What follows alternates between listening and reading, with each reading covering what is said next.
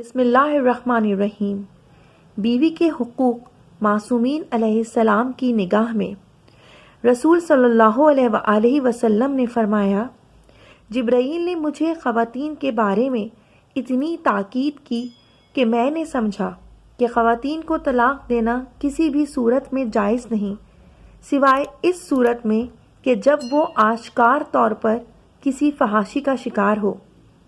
رسول صلی اللہ علیہ وآلہ وسلم نے فرمایا، جبرائیل کی خواتین کے حقوق کے متعلق تاکید کرنے پر میں نے سمجھا کہ حتیٰ مرد کا اپنی بیوی کو ایک اف تک کہنا بھی جائز نہیں۔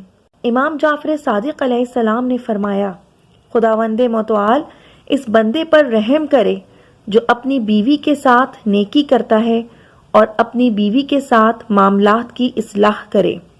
امام جعفر صادق علیہ السلام نے فرمایا، لعنت ہے اس شخص پر جس نے اپنی بیوی کے حق میں ظلم کیا اور اس کے حق میں کوتاہی کی۔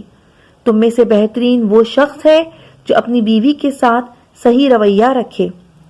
حضرت امام جعفر صادق علیہ السلام نے فرمایا، محبوب ترین بندے خدا کے نزدیک وہ ہیں جو اپنے گھر والوں اور اپنی ہمسر کے ساتھ نیکی کریں۔ جزاک اللہ۔ اللہم صلی علی محمد و آل محمد وعجل فرجہم اجمعین۔